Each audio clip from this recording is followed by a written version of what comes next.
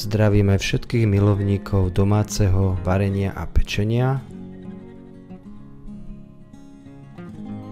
A dnes sme si upiekli moravské koláče plnené domácim džemom, makom alebo tvarohom s posýpkou.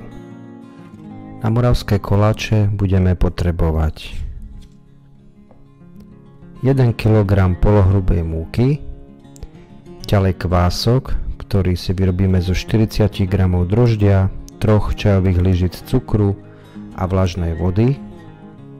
Keď sa nám kvások aktivuje, pridáme ho k polohrubej múke a pridáme tiež 2 polievkové lyžice bravčovej masti,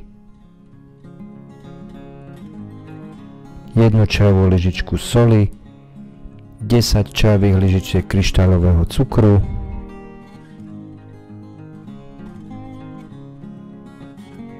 2 celé vajcia a podľa potreby budeme do cesta pridávať mlieko. Kto má nejaké problémy s mliekom, môže mlieko tak ako my nahradiť vodou. No a nasleduje buď ručná práca, alebo máte dôveru vo vášho kuchynského robota, to už necháme na vás. Každopádne sa pripravte, že takých 10 minút si bude treba s cestom dobre zatrénovať. Takto nejako vyzerá cesto po 10 minútach a je už veľmi blízko toho, aby bolo hotové.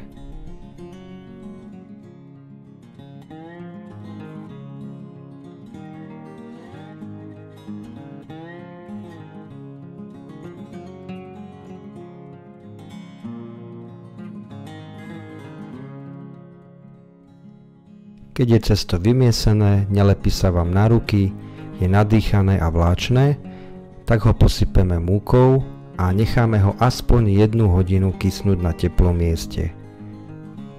Medzi tým si môžeme pripraviť posypku,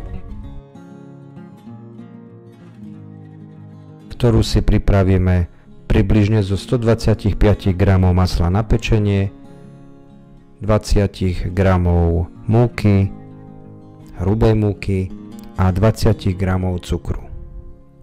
My to už robíme viac menej odhadom. No a samozrejme to musíme celé pekne spolu spracovať, až nám vznikne takáto pekná posypka.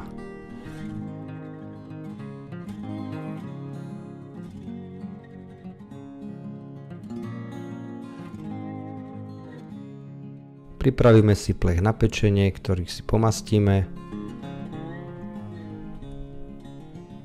alebo môžete použiť papier na pečenie, to je naozaj na vás. Pomúčime si dosku a po hodine kysnutia je cesto pripravené na vykrajovanie moravských koláčov.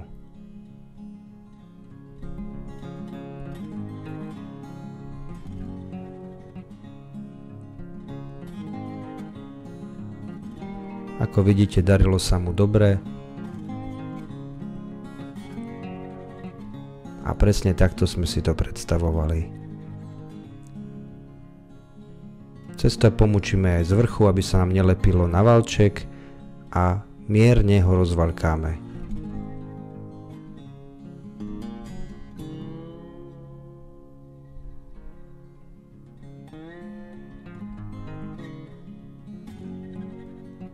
Následne budeme vykrajovať pomocou hrnčeka jednotlivé koláče,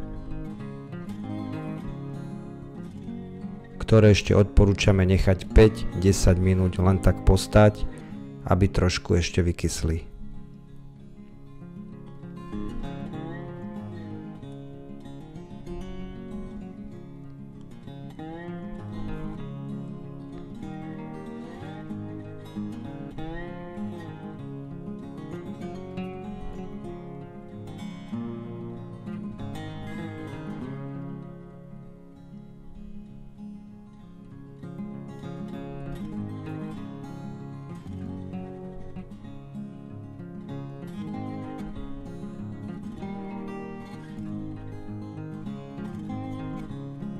Do jednotlivých koláčov urobíme malú priehlbinu a každý bez ohľadu na to, akú plnku do ňoho dáte, potrieme domácim džemom. V našom prípade je to marhuľový. Následne potom koláče plníme. Buď v našom prípade to bola maková plnka, alebo tvarohová plnka, alebo pridáme ešte trošku viac džemu. Samozrejme veľmi chutné by boli aj s orechovou plnkou. Ako si pripravíte plnky, si môžete pozrieť v našich predošlých videách, kde sme piekli buchty. Po prípade vám receptúru na plnky dáme aj dole do popisku pod video. Koláče nezabudnite na záver, keď už sú naplnené, posypať pripravenou posypkou a pečieme ich pri 200 stupňoch približne 25 až 30 minút.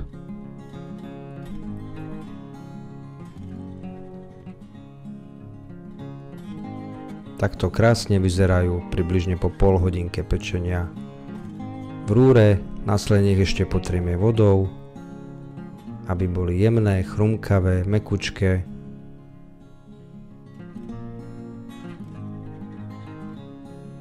A keď trošku vychladnú, sú pripravené na servírovanie. Ak sa vám naše video páčilo, nezabudnite začať odoberať náš kanál, nezabudnite na like, alebo môžete toto video zdieľať. Nás to bude samozrejme veľmi tešiť a motivovať k ďalšej práci.